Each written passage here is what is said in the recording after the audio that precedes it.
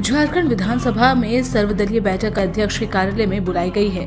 बैठक में विधानसभा अध्यक्ष रविंद्रनाथ महतो, मुख्यमंत्री चंपई सोरेन, नेता प्रतिपक्ष अमर कुमार बावरी, कमलेश सिंह एनसीपी, प्रदीप यादव जेवीएम, सरयू राय, विनोद सिंह, लंबोदर महतो, सत्यानंद भोक्ता उपस्थित थे। आप कुछ भी एलिगेशन बीजेपी पे लगा दिए, एजेंसियों पे लगा दिए, लेकिन ये हकीकत है कि आपको इतने महंगे वकीलों को लाने के बाद भी देश के वो भी पैसा जो है टैक्स पेयर झारखंड के पैसा से आपने विरह करवाया, उसके बाद भी आपको राहत नहीं मिली। इसका मतलब में आपने गड़बड़ियां की थी, तो गड़बड़ियां क्या थी और उस पर वर्तमान सरकार क्या पक्ष रखती है, उस पर जांच का क्या स्थिति है। जेसीसी सीजीएल में जिस तरह से अपराध हुआ है, हम लोगों ने डे फर्स्ट से कहा है कि एसआईटी की जांच जो है वो छोटे मछलियों तक ही होगी। जब इसका दायरा बढ़ करके जो इसमें इन्वॉल्व लोग हैं, जो व्हाइट कॉलर तक हैं, जो मंत्रिमंडल तक जाता है, वहां तक जब इसके गिरवान हाथ पहुंचने लगेगा तो एसआईटी की जांच को या तो धीमी कर दिया जाएगा, इसको डाइवर्ट कर दिया जाएगा। इस पूरे मामले में न्याय बच्चों को और झारखंड को तब मिलेगा जब आप सीबीआई जांच की अनुशंसा करें।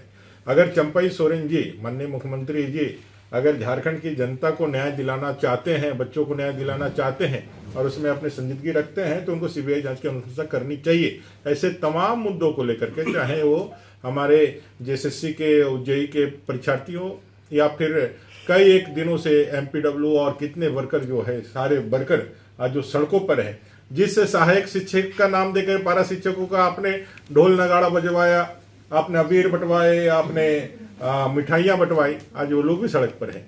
तो झारखंड की सरकार सभी को ठग रही है। और सबसे मजेदार बात है, अब अबो आवास को लेकर के इनका पूरा फोकस है। अबो आवास की स्थिति ऐसी है कि ग्राम सभा में जो प्रायोरिटी दी गई, वो ग्राम सभा को इन्होंने खत्म कर दिया। 20-25 हजार रुपया लेकर के इन्होंने लाभुकों की सूची बनाई है। ग्राम प्रधानों का, ग्राम मुखियाओं का कोई उसमें भूमिका नहीं है और सभी जगह डीबीटी का करके हमने दिया है, ऐसा ये अनाउंस कर रहे हैं। बड़े बड़े हैंगर लगाए जा रहे हैं, लाखों करोड़ रुपए खर्च किए जा रहे हैं सरकारी आयोजन में।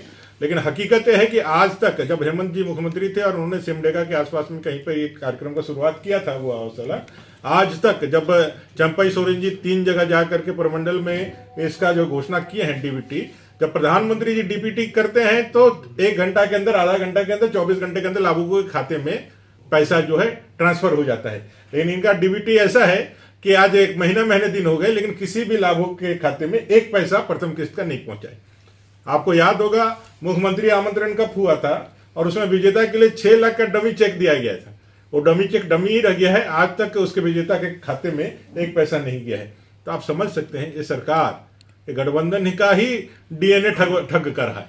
वो ठग करके सरकार ये गठबंधन में आई थी और अभी भी ठगी का काम कर रही है। और जब सरकार के इस स्तर से यदि इस तरह का ठगी करने का काम हो, तो इस सरकार का भगवान ही मालिक है।